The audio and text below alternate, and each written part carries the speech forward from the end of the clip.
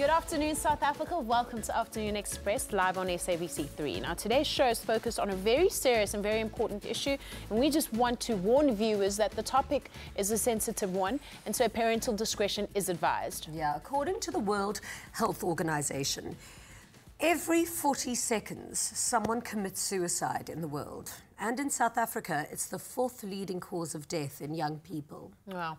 And joining us on the show today is suicide survivor Daryl Brown, who turned his life around and now works with the South African Depression and Anxiety Group to inspire and save others going through the similar things. Yeah.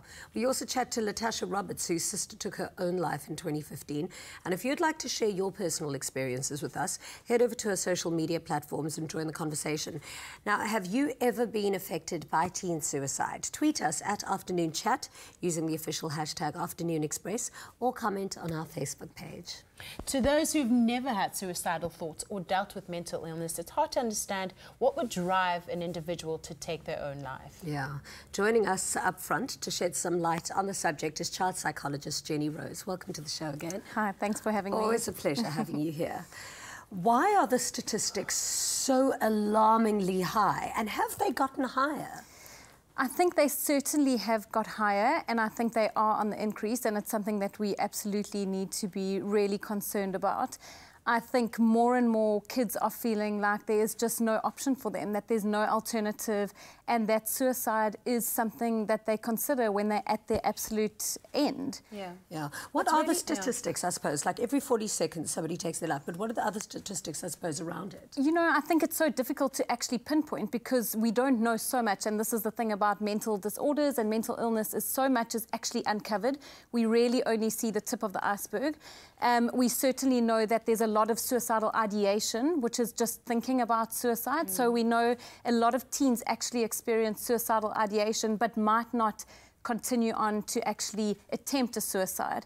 Then we know that a lot of them actually do attempt, and then a lot of them are not successful, and certainly a lot are.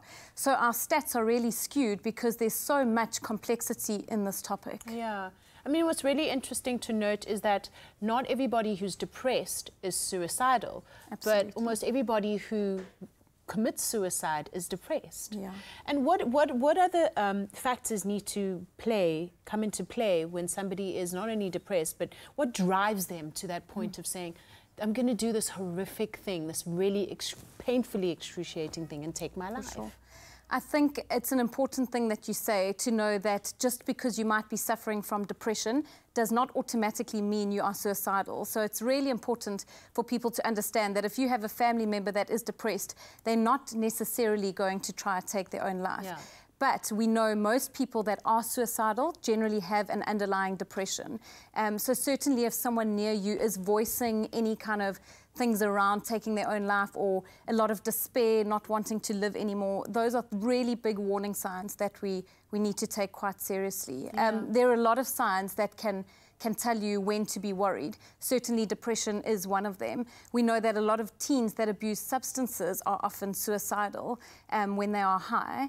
We also know that this impairs reasoning and judgment, and so a lot of kids actually don't intend to die, but their judgment is impaired when they are either in these peer groups or they are high on substances, and so they actually make these rash decisions that have such big consequences. Yeah.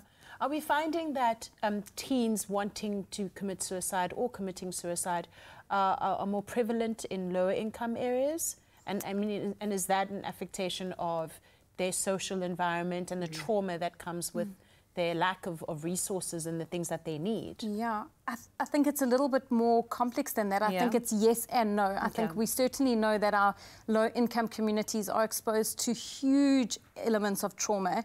If we think just in Cape Town, the prevalence of gangs and the exposure of our youth to these really violent incidences is really alarming. We also know that in the high-income communities, there's this extreme pressure to conform to the idea of what we should be like. We know with teens now there's this so-called third eye of someone having a phone or something to record all the time. So everything you do is constantly being watched and has the potential to be used and used continuously. And the pressure for these kids, they just don't actually have the capacity, the psychological resources, the support, or any of that to be able to manage such difficult stuff that we certainly weren't exposed to. So we're really dealing with a whole new generation and a whole new sort of bag of difficulties that not a lot of people are sure of how to handle, because it is quite a new phenomenon. And in these instances, how much support are these kids given? Like, are schools equipped to deal with children that are depressed or that are bullied or that are being threatened with somebody who filmed them doing something wrong? And if they are depressed, and what if they are from low-income areas, are they, you know, allowed access to psychologists or medication? What kind of help is available to them? For sure. We know, though, there's something like one psychologist for every 100,000 people in South Africa, and it just doesn't add up. And so, yes, resources are available, but if we look at those kind of stats, there are just not enough people to help these kids that are in need. And so, you know, sure, a lot of schools do have the resources, but there are plenty of schools that don't. And that's what's happening, is these kids fall through the cracks because they do give you signs. They start showing you in their behavior that things aren't okay. And so if you're able to be perceptive and pick up on those things, then you can develop an intervention or get somebody on board to actually help them. What are some of those signs? Like, I mean, what do you look for? So I think one of the big things to know is that, firstly, depression is not what you and I might just think of it in our minds, that it's someone that's crying and sad all the time. We know that depression has very many different ways of manifesting. One of them is something like being irritable all the time. So that actually is a sign of a depression, rather than being very sort of emotional and sad. Yeah, like an agitation. For sure. Constant agitation. Absolutely. Yeah. And we know also that for kids and teenagers, depression looks considerably different to what it does in adults. Yeah. And so the first thing with children, when you're dealing with children under 18, the first thing that tells you that something is not okay is that there's been a change in their functioning, and whatever functioning that is. So if suddenly they were participating in extramural activities and sports and now they don't want to, you should be a little bit worried. If they were, you know, doing things with friends and now suddenly they seem to be a bit more alone, you should be a little bit worried. Certainly one of the biggest indicators is a drop of academic functioning. So if you see that your child, who was sort of getting 60s and 70s suddenly is getting 50s in all their subjects, something is going on. They're telling you through that kind of behavior that you should be worried. That they are. You know, there's also other things like changes in eating patterns and changes in sleeping patterns and that kind of stuff that you need to be aware of. But certainly, again, for kids, it doesn't always manifest like that. It actually looks quite different. Yeah. Thank you so much for sharing your expertise on the show today. No problem. I really do think it will be very helpful to some. Now, if you or anyone know, or if you or you know anyone who finds himself in a very dark place, there are people who want to help you. The South African Depression and Anxiety Group have a 24-hour helpline that you can call. The number is 0800 12 13 14. Yeah, and we definitely want to hear from you all the time. And if you'd like to share any experience with us surrounding our topic today, tweet us at Afternoon Chat using the hashtag Afternoon Express, or comment on our Facebook page. And after the break, we meet suicide survivor turned motivational speaker, Daryl Brown. With a trip to New York City worth 150,000 Rand as first prize, Lancewood SA's #1 cream cheese is so close to crowning the nation's #1 cake. Recipes have been posted from every kitchen in the land. And come July 5th, celebrity judges Zola Nene, Jay Something and Lorna Masaku will host the 3 finalists in a live cake-off on SABC3's Espresso Morning Show to decide who will bake it all the way to the Big Apple.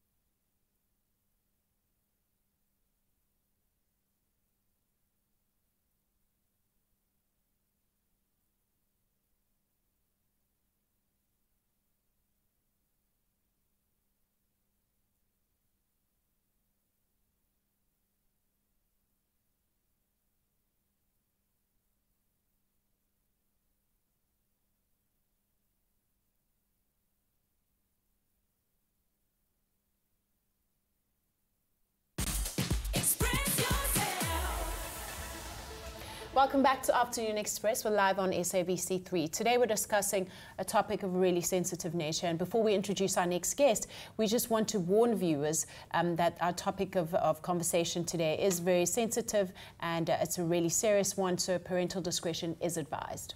Daryl Brown had a seemingly normal childhood, but for most of his life he carried a secret. Being gay and growing up in a traditional home, Daryl was afraid to share his true identity for fear of disappointing his family. So he developed depression as a teenager and eventually moved to the UK in 2012 to study and hopefully start a new life. Now, things didn't go according to plan, and a year later, in September 2013, Daryl attempted to take his own life by stepping in front of a moving train. Miraculously, he survived, and even though he lost both his legs in the process, he now uses his story to inspire others who find themselves in a similar dark place. Welcome to the show. Thank you so much. Your story is devastating, and then it's got such a silver lining. Yeah. Take us through to the beginning when you found yourself in a dark place. What does it feel like? And how early did you know? Like, at what age did you feel like something's not okay? 12 or 13 when I first thought about suicide. I was bullied at school for being gay as well, and I mean, I wasn't even sure what this was that I was experiencing. Yeah. Still trying to figure it out myself. And I kept on thinking, okay, you know, when I leave school, it's going to be fine. Things are going to change. When I leave varsity, things are going to be fine.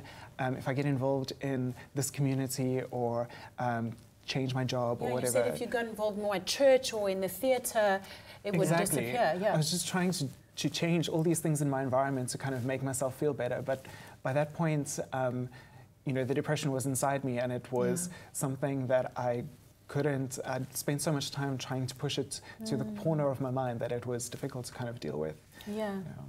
So then you decide to move to the UK, because you think, okay, I'm going to start a new life, and you wanted to study as well, and a whole new world, like you say.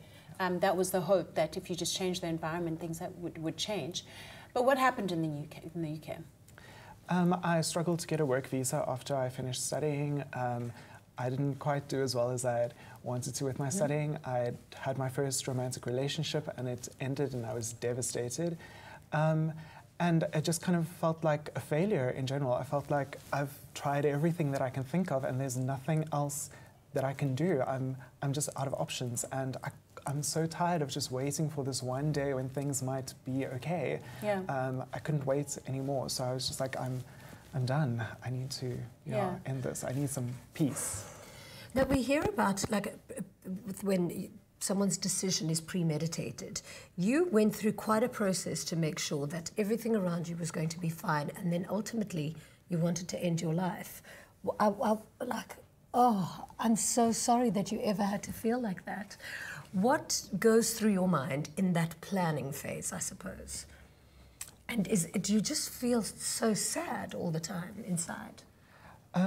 You know, once I actually I was in despair all the time, but once I made that decision and started planning, I did gain some measure of peace, because I was like, okay, I can see an end in sight. I know things are going to end, things are going to be... Stop feeling like this, And I just wanted to tie up all the loose ends, so I waited until I'd finished studying. I told all my friends in London that I was coming back to South Africa, and then deactivated my Facebook account so that no one would know.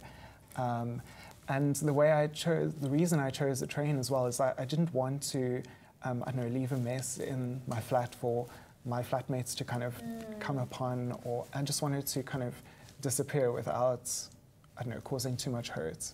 Yeah. Do you know, speaking to you, you seem like such a well-adjusted, intelligent, hard-working human being, in which you are. But what people don't understand about depression is that they assume that you're weak for having depression, but it's actually that depression weakens your ability to cope with anything that life throws at you.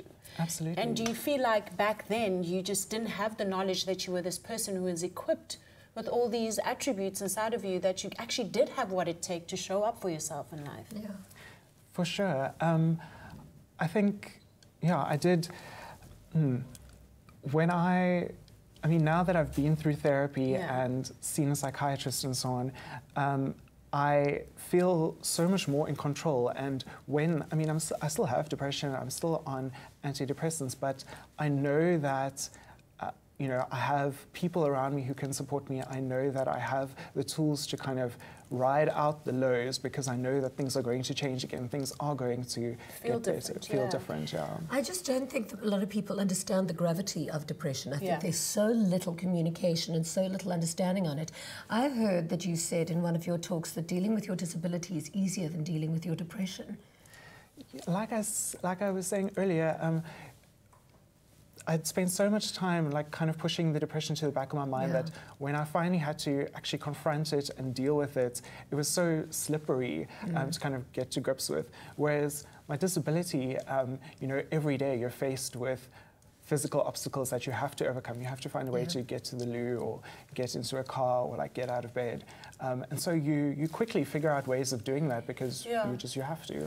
And you're meant to be alive now because to throw yourself in front of a train and then survive that, you are meant to be alive. You're going to do amazing things in your life. Yeah. But why did you never seek help before?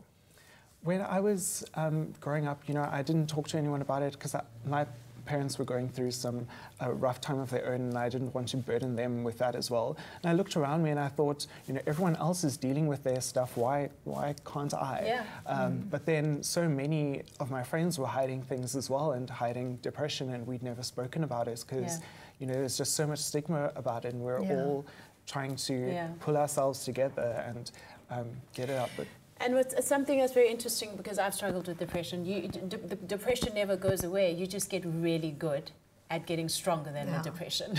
Yes. So congratulations. Yeah, thank you so much for speaking about your story and for being so tremendously brave. But I think it's such an important message that you just said now.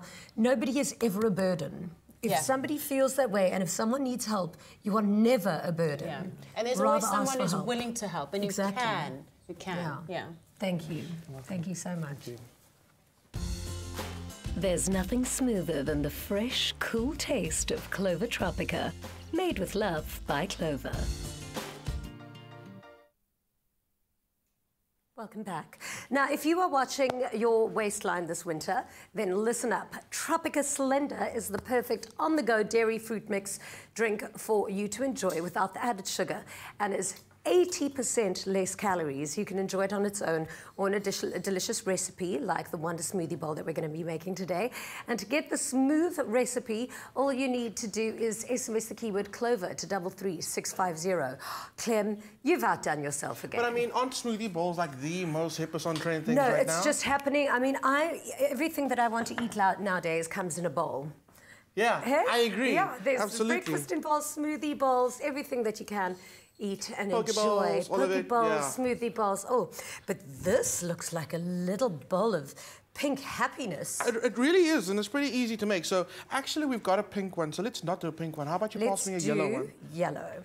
Cool. I'm feeling a little pineapple. Pineapple. So these are chia seeds. They're really great, right? And you constantly talking about chia seeds. So I feel like you could take over the book of Chia by Jeannie. So this is really great. And the one thing that you said, which is very true, is you have to hydrate them, right? One of the things is, you tell me the one reason that you told me. No, this is my thing, because if you do, you can't just have chia when it's dry like this, and I see so many people doing it. They just sprinkle the dry seeds. Don't do that, it's not good for you. Because what happens is, when you're digesting it, they get stuck in your colon and stuck in your digestive They actually hydrate inside you, and then they swell inside of you, so they're not going to be digested nicely, and then you're going to bloat, and it's not going to be very healthy and very comfortable. And also, got to hydrate them. Those nutrients also aren't released when they dry. Again, they swell inside you. So you have to hydrate them first. Yes, activate them. That's exactly what the term is. So what I've done is I've added some of my Tropica Slender to the bowl, and you can kind of temper how much liquid you actually add. If you like a more thicker jelly or thicker set bowl, add more chia seeds and less Slender. If you like the other way around, just add less chia seeds and more Slender. But I think it's quite nice when they swell and then it becomes a little bit jelly-y. I don't want it. Let me actually show you. Like, I'm going to spoon it out because I want you to see the consistency. I don't like it when it's too much like it is like jelly, because then it's just jelly. So it's kind of like a thick smoothie, that's when I like just like that. And what you're looking for, and I'm going to drip it so you can see, what you're looking for is for it to be solid enough to actually hold the fruit. That's it. Okay. And to be honest with you, you can put this in a bottle and drink this, it'll keep you going all day. Yeah, but if you drink it all day, it does tend to get quite gooey, so don't get a fright if there's like these little balls of goo. I like that. I like it too. Okay, let's start dressing this guy weird up. Taste. So the whole trend of smoothie bowls right now is everything in a line, which is weird because it's going to get mixed up anyway. Yeah. But you know, it's all for Instagram and it's all for appearances. Yes. So let's go crazy. So biggest thing now with being winter, try to focus on your fruits that have vitamin C, which is like your kiwi and your strawberries, by the way. Yes. Great source of vitamin C. So let's get that going in there. You can be go crazy with this. You can be like super pedantic and like layer them like little, like overlapping. No, this needs to be Instagram worthy, so make it pretty. All right. Okay, so maybe you can help. So you can start on the other end. So we're going to go for some blueberries. Okay. Oh, I'm going to go kiwi vibes. But you know what's also great? Like pawpaw. I mean, okay, it might not be pawpaw season, but it's a great source of vitamin C. That's really amazing in smoothie bowls. But really? Go completely crazy. It's absolutely whatever you feel like. I'm going to go with the banana. And that again. How pretty does this look? It looks so beautiful. And then to add a bit of nuttiness to it, what we've done is we've got some coconut chips, and we've just lightly toasted those. And that's just going to add a bit. Look, I'm not amazing back Jeannie, here. I'm so impressed. Can I just please show the viewers right now? Are you getting that? Are you getting that? That's beautiful. Well done, Jeannie. Thank you. So like I said, the coconut is just there for the nuttiness and a bit of crunch. But you know what else is really great? Cocoa nibs, high in antioxidants. And win. You see that? Yeah. And it wasn't no practice, no nothing. You nailed that one. We're missing something. Blueberries. There we go. Done. So what are you going to do? You're going to keep the center like... I'm going to keep it a little bit open. Because it's quite like beautiful. You want to see that. Can I just... Jeannie, you've done an amazing job. I'm going to try and tilt it so I don't get it everywhere. How pretty is that? Fabulous. Well done, Tim. Thank you so much. Well done, you. That was all you. This is a great way to get in all the goodness. Remember to SMS the keyword Clover to 33650. Here's a quick recap in case you missed the steps.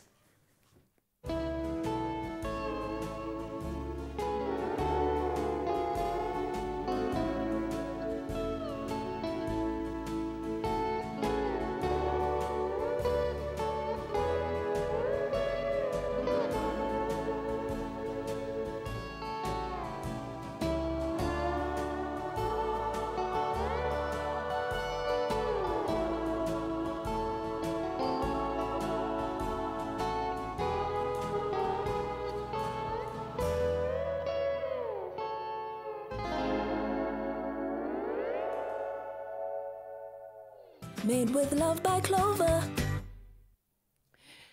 Now, remember that the South African Depression and Anxiety Group have a 24-hour helpline that you can call for help. That number is 0800 12 13 14. And make sure that you add your voice to the conversation online. Have you ever been affected by teen suicide or depression? Tweet us at Afternoon Chat using the hashtag Afternoon Express or comment on our Facebook page. We'll continue the conversation a little bit later in the show. But after the break, we change direction and it's time for our weekly pet segment. We'll see you after this.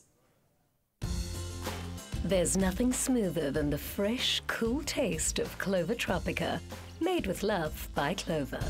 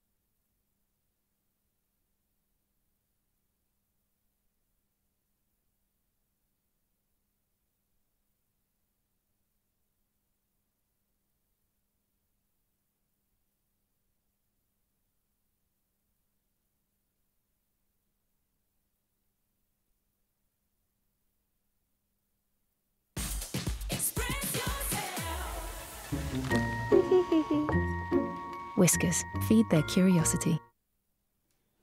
Now, here's a number I bet you never thought of. 7 out of every 10 employees and human resources decisions makers agree that allowing pets in the workplace has a positive impact on employees. Here at Afternoon Express, we'd say the numbers are even higher. So with the renowned international company encouraging pet owners and businesses to let our furry friends join us at the office, we did some research on the benefits. As well as HR managers, 70% of millennials, those aged 18 to 35, believe that Pets at Work benefit employees. This idea has broad support. Take Your Dog to Work initiative is a global campaign that Mars adopted 3 years ago. As you know, Mars is the largest pet food business around the world. And every year in June, all the Mars offices around the world celebrate by bringing all of their dogs in the office. We've always had pets in the office as a policy. There are many benefits of bringing your dog to the office. Start with stress relief. So if you're having a really tough day, having a dog at the office will help you calm down. It helps you connect with other people, pet-loving people that you would not have necessarily connected with before. And dogs absolutely love the attention. Research shows how interacting with pets lowers blood pressure, increases collaboration, promotes exercise in the workday, and boosts staff morale. My dog's name is Charlie, and it's absolutely amazing having her in the office with me. My dog's name is Daisy. She's the Dalmatian. It's great having her here in the office. It really lifts her spirits and my spirits. So it's great working for Mars because they let us have our dogs here. I think having the dogs in the office does change the mood. I think it creates a lot of excitement, and I think people are just genuinely excited to have the dogs here and have the puppies around. So yes, I do think it lifts the mood, and I think it creates a good atmosphere. Having all these dogs feels great in the office, because after having a tough meeting, when you just look at this little Zane here, lifts the spirit. Having a dog in a work environment definitely lifts the mood in the office. It encourages conversation amongst associates and employees. It brings a sense of life into the work environment. It really encourages people to move around a bit more. Look, having the dogs in the office today is fantastic. You know, you just see everybody's spirits uplifted, walking around, playing with the dogs and enjoying themselves. I think the best behaved dog, and I don't want to be biased, is Spuddy, because he's just super cute, and even though he is naughty when he walks on the tables, it's okay. But I think probably the best behaved dog overall would have to be Charlie, because she's always at the office. I definitely think Spud is the worst behaved, as he was jumping all over our tables earlier, and Daisy's most probably the best behaved because she's my dog. I think the best behaved dog is Charlie, because he doesn't bark. The best behaved dog has to be Zane for me. Look at him, he's just so quiet and chilled, and he lifts the spirit. Well, the best behaved dog for me today would be Spud. He was ready to jump in the vehicle with me and go off to one of my meetings. Worst behaved dog? I don't think there was any today. They're all fantastic, they're well behaved. I haven't seen anything that would put it off. I think Spuddy's loved being at the office today. I think he's loved the attention, and he's loved all the pampering that he's got from everyone. So yeah, I think he's absolutely adored being at the office today. Daisy has loved being in the office today. She loves people, she loves other dogs, so it's been a great day for her. She's had a lot of fun. We want to encourage as many corporates to bring their dogs to offices or have a pet-friendly office space, so that they can also experience the pleasure and the joy of having pets in the office and the benefits that I've mentioned.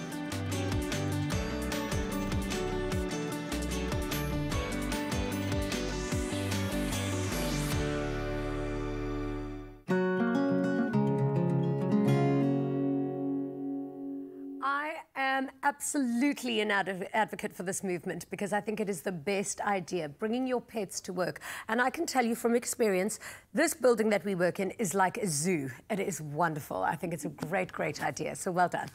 Now, every Wednesday, we bring you some of our furry friends that really do need warm homes. Today, we have Faustina from DARG, which stands for Domestic Animal Rescue Group, to tell us more about their amazing work. Now, DARG is home to some 230 dogs and cats, and our furry friend Snoopy is the one in need of a loving home today. Welcome to the show. Thank you so much for having me. And hi, Snoopy. Shame, she's a dear old lady. How old is she? Old. She's probably about 7. Not sure. But she definitely needs a home. But first of all, before we get started with Snoopy, tell us a little bit about DARG. When did it start and what was its mission to do?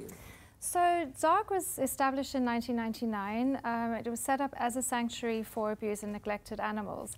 And over the years, many hundreds of cats and dogs have been rescued and rehabilitated, and obviously homes have been found for them. So the focus is on rehoming and also being a sanctuary for the cats and dogs. Yeah, I've gone to visit a couple of times, and I must be honest, it definitely does lend itself to inviting visitors and people to come over. So much so that recently you guys have started an education centre. Yes, yes. What does the education centre do, and who's allowed to go and visit? So we received some funding for an education centre, and our big focus, I'm an ex-educator, so our big focus is on working with our children in the low-income areas, in Hout Bay specifically, Emazamietu and Hangberg, and just having them come and sit and read with our animals, spend time with our animals, and we basically work on teaching them the right way to raise their cats and dogs, Okay. And I believe at the moment a lot of your education is centred around pit bulls. Why pit bulls specifically? Well, there is a misconception about the breed, and obviously the breed has been used for fighting, so we just want individuals to know how to raise a pit bull, that they do have different play patterns to, say, your Africanus, which is what Snoopy is. And obviously just to educate individuals to know that they're loving animals, but unless you raise them correctly, you can have problems because there is a lot of abuse centered around these animals, specifically this breed. Really? Was there a huge necessity for you to have that education program? Were you getting in a lot of dogs, specifically pit bulls, from fights and bad families? We have had dogs come in over the years that have, we've been told, been used for pit bull fighting. But pit bulls they love people, they crave people, so they don't always do too well in a shelter because they're so needy. So it really is to educate people that when they see this cute little puppy and it is a pit bull, that they need to know the breed very, very well and go to certified behaviorists, do the training needed to accommodate the animal's specific needs. So yes, hopefully with our new program we're going to educate people. Yeah, best of luck with that. Thank you. Now let's discuss Snoopy. Snoopy is an Afrikaner, like you mentioned, and she looks very sweet, very docile. What kind of home should take Snoopy in? Well, this girl, because she's an Africanus, the breed dates back to the time of the pharaohs, and they were used for hunting dogs. So she does like her little romp. She likes to run. She's very relaxed right now. She does go to retirement homes and visit the ladies and gents there and give them lots of cuddles. But I would say a home where she can cuddle up next to somebody next to a fire, but also have a daily exercise. That's really essential for this breed. All right. Thank you so much for chatting to us. You're and thank you so much, Snoopy. She's very, very chilled. Are you very tired? Let's have a good look at her. What's this? Hi, Snoopy. What's this? Oh, she's gorgeous. Thank you so much for coming to chat to us today. No problem. Thank you so much. They're cute, they're cuddly, and they're TV stars. Baxter and Donut, the adorably fluffy four-legged members of the Afternoon Express family, are sharing their daily adventures on social media. To see what Baxter and Donut get up to behind the scenes, follow the adventures of Baxter and the adventures of Donut on Instagram. After the break, we turn our attention back to the topic of the day and we chat to Letasha Roberts, whose sister took her own life in 2015 at the tender age of 17. And if you'd like to share a personal experience with us, then head over to our social media platforms, tweet us at Afternoon Chat using the hashtag Afternoon Express, or comment on our Facebook page.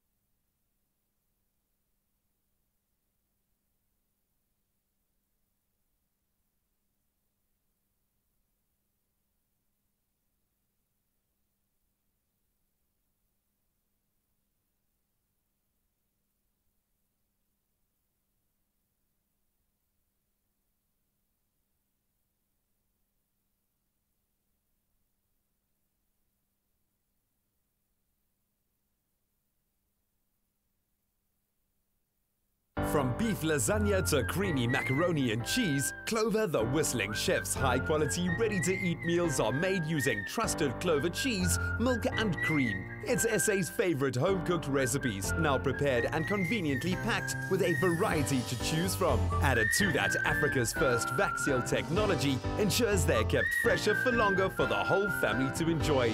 The Whistling Chef. Heat, whistle, eat, sing. It's as simple as that. Made with love by Clover. Welcome back to Afternoon Express. We're coming to you live on SABC3. And before we get back into today's discussion, we just want to warn viewers that the topic of today's conversation is of a sensitive nature, so parental discretion is advised. And earlier on, we chatted to Daryl Brown, who survived a suicide attempt in 2013. But not everyone is given a second chance. And when a person succeeds in taking their own life, it's the family and close friends who are left behind, and most times they'll blame themselves for what happened. And we're joined now by Letasha Roberts from Cape Town, who lost her sister Shanae in September of 2015 when she took her own life. Welcome to Afternoon Express. Thank you for having me. Thank you for being so brave and courageous to come and share your sister's story with us, and your story as well. Take us back to that day in 2015, that day that changed your life and your family's life forever. What happened? Okay, like any normal day, I would come home from school, my sister's at home. Of course, we weren't at the same school that time. And during that time, she was laying on bed as usual, and I was getting ready to study because exams were around the corner. And in a couple of minutes, I was in the bathroom, so she wanted to come in, but I didn't know what was happening, but her mood was quite different to what it usually is during every day. And it was 2 days after birthday also, so it's a bit hectic also. And then she went into the bathroom, my cousin came to look for her, so the impatient person she went to the window to check what's happening, why is my sister taking so long. But then she shouted for my mother, and my mother came, so I heard my mother screaming, and then I knew something was definitely wrong. So I ran to the door, I pulled the door until it broke, and then obviously the mirror was just there. So she hung herself basically, and I could see her reflection, and that tore my heart. And in that moment, I lifted her up. My mother came to take the rope off her. But during that time, I didn't know that she's gone. In my heart, it was, she is still here. We just need to resuscitate her. So she can still wake up. That's what I thought. And about a few minutes later, the ambulance came. But was she still breathing when you pulled her down? Yes, she was. And her pulse was normal, like a normal person is. Yeah. It wasn't going slower. And so we thought she is still alive. She's just sleeping, basically. That's what I thought. Well, passed out. Yes, yes. And but the ambulance didn't have equipment, apparently. The first one, yes. Yeah. They didn't have equipment. They didn't have a bed in the van. So the ambulance arrives and they can't help her. No. And then you have to call for another one. Yes, yes. So the next one came, and then they said she was deceased. And that's when it tore us all. We were all broken. I was screaming, I was shouting, because I thought there was still a chance for her to wake up. Yeah. And it really tore me apart that moment. What a traumatic event. I mean, I remember listening to the radio and hearing the story, and I actually was shocked. The whole day I couldn't stop thinking about it. I mean, the anger that she must have had towards that ambulance. And the turmoil, Tell us a little bit about what your sister was going through at school and in her social world, and what do you think drove her to this place? Because everyone would say it's bullying, but as I said, I don't believe it's bullying alone. It was more than one factor, because since grade 5, we were always in the same class. We were just a year apart, but we were in the same class. So we had that best friend bond also. Now, when I was grade 9, we split. So I wasn't at the school anymore. I was at a different school. And during the time I was at a high school, there was a girl, she was bullying my sister as well. And I saw everything, and it came to a point that she started beating my sister. My sister ended up with a black eye also. And yes. And what happened was that? I mean, did the school ever intervene? I heard that your mom went to the school to say, my daughter's being beaten up, she's being bullied. Whatever happened with that girl? Like, what happened? Oh, my mother was so frustrated. only moved it to a different class, and the cops bullying carried on. Yes, and the cops only spoke to her. That's all they could do. So they just spoke to her. Nothing really happened. And did your sister speak to your mom and speak to the school? And I mean, were you guys aware that she was very down and obviously depressed and in a place that would lead to her suicide? Not at all. She carried on like a normal person, like the normal Shauna we knew at the time. What has it been like for your family now to look back? Do you guys still go through that point where those moments where you try to find more answers, where you ask yourselves, why couldn't you come and speak to us, where you're just wondering all the time? Definitely, we always ask ourselves that question. It came to a point that we even started blaming ourselves. The parents blamed themselves, I blamed myself for this time. So yes, it came to the point that we were questioning ourselves as well. Yeah.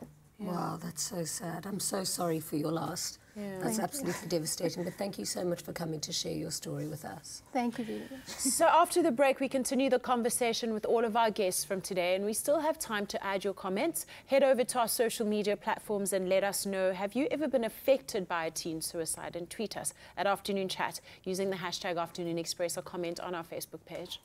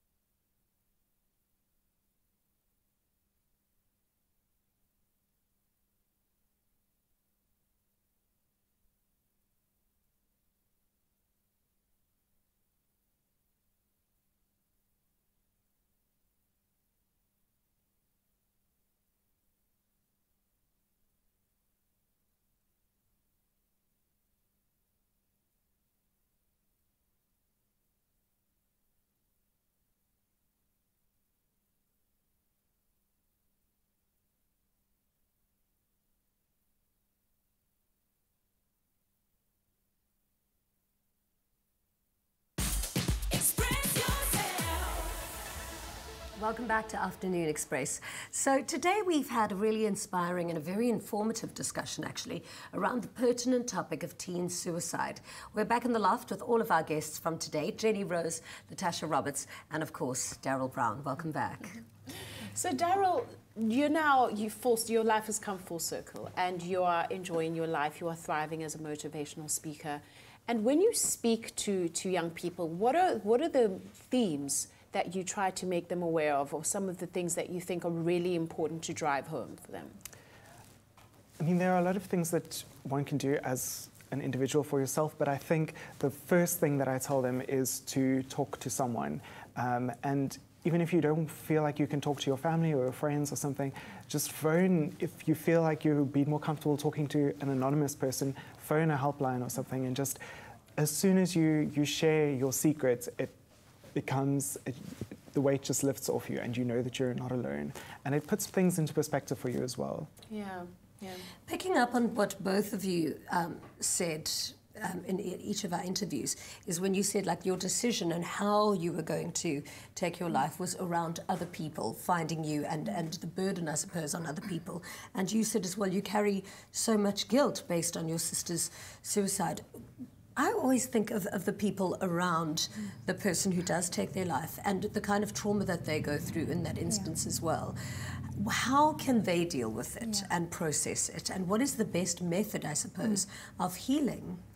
I think that's probably what the struggle with suicide is really about, is for the people that are left behind, because you are left with such huge levels of guilt, because you always feel like, what if, and what could I have done differently, and how could I have changed things? And that probably also is something that you want to leave people with, is that you never want to wish you could have done more or could have done something differently. So if you're worried about someone, be proactive, take those steps, kind of do what you need to do, get involved, seek help for them, because you never want to be in the position where you think, what could I have done differently? But it is hugely traumatic. It really is considered a serious trauma, and people need to be really doing a lot of work to try and process what they've been through. So definitely in counselling, the family generally needs counselling or therapy to kind of process what they've seen. Often, like in your case, Letasha, it's you've actually visually been exposed to the incident, and that also leaves a lot of post-traumatic stress and a lot of trauma that is evoked as a result of this. Letasha, have you and your family had an opportunity to go and see someone and just unburden? No, not at all. Yeah? But only me at school. So I got therapy at school, yes, from a teacher. And has that been helpful? Are you finding that quite It was helpful at a point, but later on it didn't matter really. Because I still felt the same. I'm so sad that you feel like that, because I mean, and I know I'm not qualified to give this advice, but I don't think when it comes to suicide and depression and where there are other external factors, I don't think any one person is ever to blame or should feel that guilt. Absolutely. I mean, am I... 100%. And I think, you always have to remind yourself that you can't be accountable for somebody else's actions. That even if you did a million things differently, it's still not you that is taking the act and doing the act. It's somebody else's actions. You can never be fully accountable for that. And, I think just hearing Daryl's story, he has such hope from a process that guided him and the therapy and being able to shift from that. And I think certainly there are a lot of stages in the process, and perhaps you might find yourself going through one of the slums where you still feel stuck in a lot of the negativity and the guilt and the shame that comes around suicide. But hopefully you are the story that shows us that there are also the lifts that come after the fact, and that there is still hope that can be brought about in what feels like a very hopeless situation. Daryl, have you and your parents been able to talk about this and just have positive conversations that have rebuilt your trust and just knowing that you can come to them? I think it's made our whole family a lot closer, because we are a lot more conscious of telling each other that we love each other, rather than just assuming that we know it. I think we all became a bit closer and more open since that. Yeah. But there are certain things I think that my parents, because of the the trauma that they went through, and they don't want me to feel guilty about that as well. And there are things that we wouldn't necessarily share with each other. And I think in some ways that's a good thing. I have to ask, what went through your mind when you woke up and realized that you were still alive? that your suicide didn't work? Some very bad words. Were you upset, or were you happy with like another second lease on life, or like I'd love to know what you thought. Like, oh, that must have been terrifying. It took me several weeks or months even to reach a point where I was like, okay, I can feel more positive. Yeah. I was very, very angry afterwards, but like my immediate thought was just like, okay, now what? What am I going to do now? Yeah. And I was also, like I say, I was angry, angry at myself and angry at the universe. And when you had woken up, what was your physical condition? I was numb completely. I couldn't move my arms. I couldn't move any part of my body. I think it was just my body was in such shock. How have you dealt with thoughts around, okay, so I've had to have my legs amputated and it's my doing. Do you struggle with coming to terms with that, or did you have a process of working through that? I did. I was very angry with myself for that. But I think, I don't know, just dealing with the whole change in life and then dealing with the depression and so on kind of took forefront in my mind. But I always kind of felt that, you know, I'm so fortunate that I've always been more academic or cultural, so I was never a big sports player. Like, I think if I'd been a rugby player or if I'd run marathons or something, the loss of my legs would have been so much worse for me. Right, more devastating, yeah. So, Letasha, did you ever, as a family, perhaps talk about the fact that your sister might have been depressed? Was it something you were aware of, or did she ever mention it? She never mentioned it. As I said, we didn't see any signs. I only noticed the signs on the day before she committed suicide. Yeah. And we only discussed the matter afterwards, after death, way before funeral. And what had happened the day before her suicide that made her that you noticed she had just shifted? Okay, she was acting very strange. As I said, 2 days before that was her birthday, and she was, you know, as a normal teenager, she was partying. So we thought it was just the alcohol and the partying that got her into that. Okay. So we didn't really think that she's going to commit suicide and that she's feeling the way she is. Yeah. So basically, we never knew. Only when she committed suicide, then we realized that is why she was so different. Yeah, that must have been really difficult for you and your family. But thank you so much for coming to share your story with us. Daryl, to you as well. Thank you. Thank you. And best of luck with all of your studies. Thank you. I really hope that you do go and speak to Miss Rose over there. And because it's nice to feel supported and loved, because of course, and I want all of our viewers to know this, is that you are never alone. There's always somebody out there that is willing to help you. Talk to someone. Yeah, there's strangers, there's phone lines, there is a lot of help open to you. You are never alone. Yeah. And there always is an option. I know it's easier said than done. But it's the truth. It is the truth. And that's the only way out, really, and the only way through is to get help. So tomorrow we've got 2 unique performances lined up on the show. Internationally recognized dance choreographer Oscar Buthelezi joins us for a live demonstration, and we've got DJ producer Prince KB in the loft. Amazing. Thank you so much for joining us. Thanks for having Today us. was really a difficult conversation, but really important. Thank you for being with us. And of course, you at home. Until then, good night and God bless. Eating.